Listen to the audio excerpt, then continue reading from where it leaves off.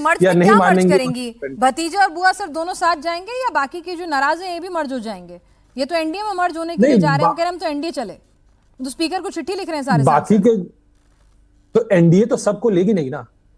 नहीं लेंगे? एनडीए नहीं, वो लेना नहीं है, बिल्कुल बीजेपी नहीं ले रही है भाई। एनडीए को जो सहयोग देना चाहे, आना चाहे, मोस्ट वेलकम।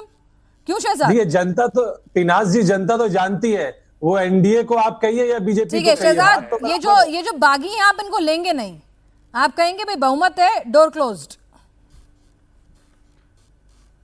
ये तो धर्म दिक्कत के लिए ऐसा है, सुनिए, एनडीए में तो खुद ममता बनर्जी थी एक समय पे।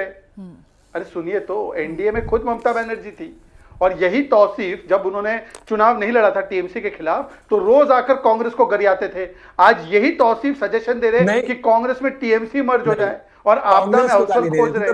आपकी पार्टी को देखिए, ये हमको सिखा रहे। अच्छा, दूसरी बात, अरे सर पीनाज जी, कल भी हम 4 बजे आपके शो पे थे, आज भी 5 बजे, और आनंद जी को बोलना है, तो मैं छोटी में बात रखता हूं संक्षिप्त में।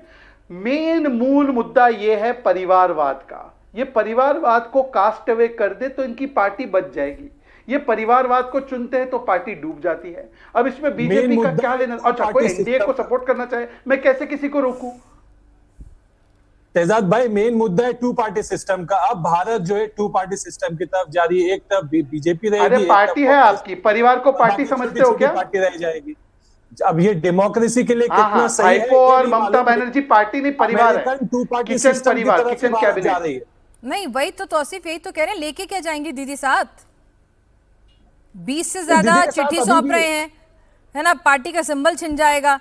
आनंद जी, कुछ पुरानी यादें, पुरानी खराब यादें जिसे कहते हैं ना, अच्छी तो नहीं, खराब यादें ताजा हो रही हैं क्या सबको देखकर?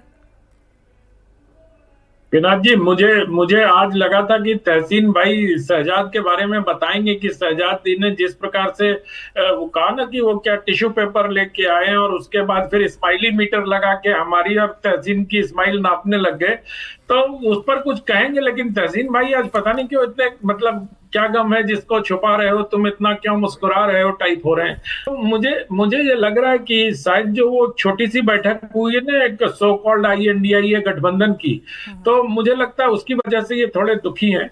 और ऐसा भी हो सकता है कि मुझे नहीं, इसका असर, पिनाज जी जो आपने प्रश्न पूछा उसका उत्तर ये है कि जो पहले ऐसा नहीं है कि टेलीविजन चैनल की बहसों में ममता बनर्जी की हार का असर नहीं दिखा है।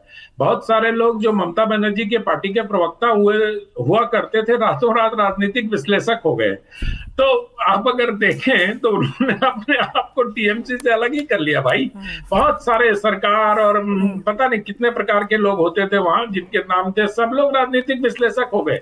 तो ये एक इस प्रकार की आंधी चल रही है ना बंगाल में, और ये आंधी इसलिए चल रही है कि ये स्वार्थ की राजनीति हो रही थी वहां। स्वार्थ में एक दूसरे से लोग जुड़े हुए थे, उनका जब तक हित चिंतन हो रहा था तब तक वो लोग एक दूसरे से जुड़े हुए थे और मजबूत दिखाई दे रहा था। मैं याद करता हूं कि 15 वर्ष पहले लेफ्ट का किला भी इसी तरह ढहा था, और मतलब अखबारों की हेडलाइन तब बनी थी, लाल किला ढह गया।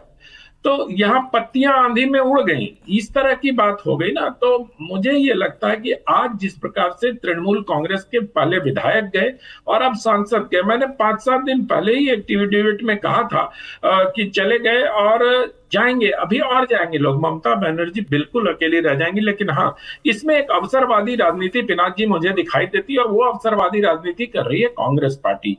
वो आपदा में अवसर तलाश रही है। जब तक उनके सारे जो सहयोगी थे हार गए, तो उनको लगा कि अब सही समय आ गया है कि राहुल गांधी को एक नेता के तौर पर इस्टेब्लिश किया जाए, उनको नेता के तौर पर पिच किया जाए। और देखिए यही हो रहा है, क्योंकि अब ममता बनर्जी उस आवाज में नहीं है। नहीं तो यही राहुल गांधी विधानसभा चुनाव के पहले एक दिन पहले उन्होंने वीडियो बना के ममता बनर्जी की कितनी आलोचना की थी। जो INDIA गठबंधन में हाथ पकड़ के उठा रहे हैं लोग, ये सारे लोग अभी देखिए चुनाव आते आते खंड खंड पाखंड इनका सामने आ जाएगा। तो ये जो जिस प्रकार की राजनीति बंगाल में हो रही थी, उसी प्रकार की अपॉर्चुनिस्ट राजनीति हम अभी केंद्र के स्तर पर देख रहे हैं। इनका कोई वैचारिक पृष्ठभूमि एक जैसी नहीं मिलती। इन्होंने कोई कॉमन मिनिमम प्रोग्राम आज नहीं तैयार किया, सिर्फ ये तय किया कि महीने में 2 महीने में एक बार बैठेंगे। अगली बैठक हैदराबाद में होगी। आनंद जी, कम से कम बैठेंगे तो सही। पहली बैठकों से तो लोग नदारद रहते थे, दीदी कहाँ आती थी बैठकों में, कम से कम अब बैठेंगी तो सही। विनाथ जी, एक विनोद कुमार शुक्ल की एक कविता है, खिलेगा तो देखेंगे। तो अभी तो 2 महीने बहुत लंबा समय है। अच्छा। 2 महीने में देखिए क्या क्या अरगुल खिलते हैं, लोग बैठने लायक रहेंगे नहीं रहेंगे ये तो समय के गर्भ में छिपा हुआ है।